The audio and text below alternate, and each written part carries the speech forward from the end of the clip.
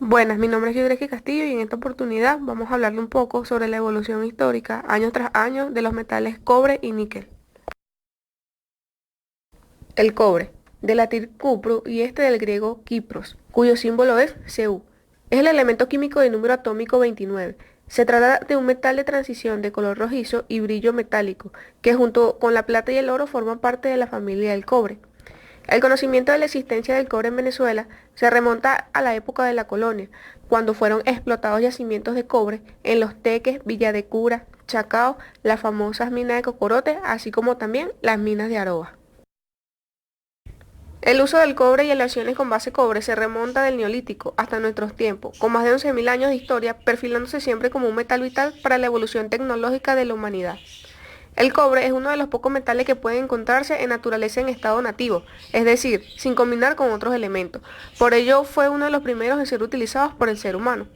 Se han encontrado utensilios de cobre nativo en torno a 7.000 años antes de Cristo, en Cayonu, Tepesi, en la actual Turquía y en Irak. En esta época, en Oriente Próximo, también se utilizaban carbonatos de cobre con motivos ornamentales.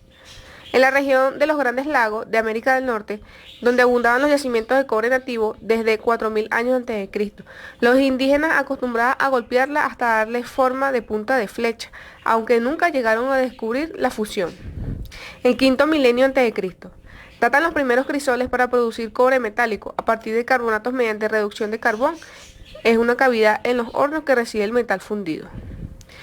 Es el inicio de la llamada Edad de Cobre, apareciendo crisoles en todas zonas entre los Balcanes e Irán, incluyendo Egipto. Se han encontrado pruebas de la explotación de minas de carbonato de cobre desde épocas muy antiguas, tanto en Tracia como en la península de Sinaí. 3.500 años antes de Cristo. Surgió una nueva tecnología. El uso del cobre arsenical permitía obtener cobre mediante la oxidación del sulfuro de cobre. 3.300 antes de Cristo. Data también el yacimiento de los Millares, Almería, España, centro metalúrgico cercano a las minas de cobre en la sierra de Gádor. También es hallado Oxy, el cadáver hallado en los Alpes. Llevaba un hacha de cobre con 99,7% de cobre y un 0,22% de arsénico. 1.000 años antes de Cristo. El estaño es más blando que el cobre y sin embargo al añadirlo al cobre se obtenía un metal más duro y cuyos filos se conservaban más tiempo. El descubrimiento de esta nueva tecnología desencadenó el comienzo de la Edad de Bronce. Entre 264 años antes de Cristo y 146 años de Cristo, tras las guerras púnicas, los romanos se apoderaron de estas minas y las siguieron explotando hasta agotar todo el óxido de cobre. Debajo de él quedó una gran veta de sulfuro de cobre, el cual los romanos no sabían aprovechar eficazmente. A la caída del Imperio Romano, la mina había sido abandonada y solo fue reabierta cuando los andalusíes inventaron un proceso más eficaz para extraer el cobre del sulfuro. En esta lámina podemos apreciar imágenes. Tenemos la estatuilla de bronce hallada en Turquía. También tenemos una imagen referencial de lo que era un crisol. Tenemos a Oxy, el cadáver hallado en los Alpes. Y por último tenemos la estatua en cobre del faraón Pepi, siglo XXIII a.C. El cobre en la Edad Media y Moderna. Entre los siglos X y XII se hallaron en Europa Central grandes yacimientos de plata y cobre, principalmente en Rasmelberg y Joachimsthal. De ello surgió una gran parte de la materia prima para realizar las grandes campanas, puertas y estatuas de las catedrales góticas europeas. Además del uso bélico del cobre para la fabricación de objetos como hachas, espadas, cascos o corazas, también se utilizó el cobre en la Edad Media en luminarias como cándiles o candelabros, en braseros y objetos de almacenamiento como arcas o estuches. Los primeros cañones europeos de hierro forjado datan del siglo XIV, pero hacia el siglo XVI el bronce se impuso como el material casi único para toda la artillería y mantuvo ese dominio hasta bien entrado el siglo XIX. Las monarquías autoritarias del antiguo régimen utilizaron el cobre en aleación con la plata, denominada vellón, para realizar repetidas devaluaciones monetarias, llegando la emisión de monedas puramente de cobre, característica de las dificultades de la hacienda de la monarquía hispánica del siglo XVII. El cobre en la edad contemporánea. Durante 1831 y 1832, Michael Faraday descubrió que un conductor eléctrico, moviéndose perpendicularmente a un campo magnético, generaba una diferencia de potencial. Aprovechando esto, construyó el primer generador eléctrico, el disco de Faraday, empleando un disco de cobre que giraba entre los extremos de un imán con forma de herradura, induciendo una corriente eléctrica. El posterior desarrollo de generadores eléctricos y su empleo en la historia de la electricidad ha dado lugar a que el cobre haya obtenido una importancia destacada en la humanidad, que ha aumentado su demanda notablemente. Ya para 1911, Chile Exploration Company en Estados Unidos desarrolla la explotación minera de Chuquicamata bajo el novedoso método de explotación a rajo abierto.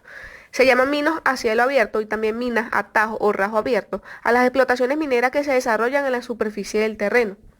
En 1927, la empresa Andes Copper Mining en Estados Unidos inicia la explotación de potrerillos a 3.200 metros de altitud y en la actual región de Atacama. Para 1939 se crea la Corporación de Fomento de Producción, Corfo, que actualmente ejecuta las políticas gubernamentales en el ámbito del emprendimiento y la innovación. En 1951, a través de la suscripción del Convenio de Washington, Chile pudo disponer del 20% de producción de cobre. Eso posibilitó que el gobierno chileno aumentara los ingresos provenientes de la explotación del metal. Para 1955, en mayo se promulga la ley número 11.828, Ley del Nuevo Trato, que promovió el aumento de las inversiones en la gran minería. Se crea el Departamento de Cobre. En 1966, durante el mandato de Eduardo Frei Montalva, se aprueba la Ley de Chilenización del Cobre y se crea la Corporación del Cobre para fiscalizar la producción y venta internacional del metal. En 1971, el 11 de julio, el Congreso Nacional aprueba la ley número 17.450, que nacionaliza las empresas de la gran minería del cobre de Chile. Este hecho marca el nacimiento de Codelco. 1976. El 1 de abril se establece la Corporación Nacional de Cobre de Chile, Codelco Chile, unificando en una sola empresa los yacimientos que administraba la Corporación del Cobre. Para el 2011, Codelco registra una producción histórica de 1.796 miles de toneladas de cobre fino, equivalente al 11% de la producción mundial. Evolución histórica del níquel. El níquel es un elemento químico de número atómico 28 y su símbolo es Ni, situado en el grupo 10 de la tabla periódica de los elementos. Es un metal de transición de color blanco plateado con un ligero toque dorado, conductor de la electricidad y del calor, muy dúctil y maleable por lo que se puede laminar, pulir y forjar fácilmente, y presentando ferromagnetismo a temperatura ambiental. Siglo IV a.C. Se cree que su existencia se da junto con el cobre, ya que aparece con frecuencia en los minerales de este metal. Bronces originarios de la actual Siria tienen contenidos de níquel superiores al 2%. Manuscritos chinos sugieren que el cobre blanco se utilizaba en Oriente hacia 1700 y 1400 años antes de Cristo. Sin embargo, la facilidad de confundir las menas de níquel con las de plata induce a pensar que en realidad el uso del níquel fue posterior hacia el siglo IV a.C. Para la Edad Media, los mineros alemanes obtenían muy a menudo el cobre a partir de las rocas rojizas. Sin embargo, a veces se encontraban rocas de este tipo que al calentarlas y al realizar con ellas el proceso habitual para aislar el cobre, resultaba no contener cobre alguno. Estas rocas habían contenido cobre, como era evidente por su apariencia, pero no eran ya ese metal. Kupfer, en alemán, puesto que un espíritu malicioso había hecho de la suya para fastidiar a los mineros y había transformado el metal en otra cosa inútil. Los mineros llamaban al espíritu níquel y a las rocas resultantes Kupferníquel, algo así como el cobre del níquel, donde el níquel era malvado bicho que transformaba mágicamente una roca útil y valiosa en algo inútil. Hubo que esperar hasta 1751 para descubrir el secreto de Kupferníquel. Axel Friedrich Krostedt fue alumno de Georg Bank, descubridor del cobalto. Krostedt se hallaba intentando lograr lo que los mineros no habían podido, extraer el cobre del Kupferníquel. Era un metal color plateado bastante similar a la plata, aunque con ligeros tintes dorados. Lo que hizo Alex Krostedt fue calentar un mineral verde llamado Kupferníquel junto con carbón y vegetal y obtuvo un metal que era atraído por un imán, al igual que el hierro y el cobalto. Mientras el hierro producía compuestos pardos y el cobalto azules, este metal producía compuestos que eran verdes. Se observó que por acción de aire producía una tierra verde, tal como el cobre, como ácido vitriólico. Generaba un compuesto verde, pero no daba las reacciones del cobre con borás, ácido nítricos o álcalis. Tampoco podría ser cobalto, pues no se ajustaba a su comportamiento. Así es como surge el níquel de Kroster. Para 1772-1775, este descubrimiento fue enseguida contestado fuera de Suecia y Alemania. Los químicos franceses Sage en Elementos de la Mineralogía en 1772 y Monnet en el Tratado de la Disolución de Metales de 1775 manifiestan que el cobalto y el níquel son el mismo elemento. Solo las investigaciones efectuadas por los químicos del siglo XIX lo confirmarán como un nuevo metal.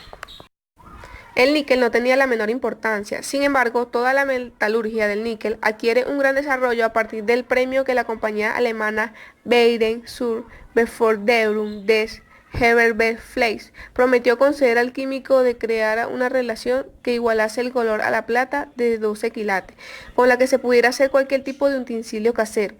De ahí partió el argentán y la plata nueva, que después sería la plata alemana y la alpaca.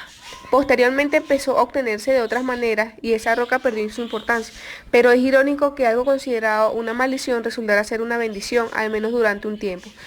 De manera que al final este metal transmutado por espíritus maliciosos ha resultado ser nuestro gran aliado en ciencia y tecnología, y no nos queda sino dar las gracias al níquel por su regalo y continuar nuestro camino hacia el elemento de 29 protones, progenitor del níquel en la mente de los mineros alemanes medievales, el cobre.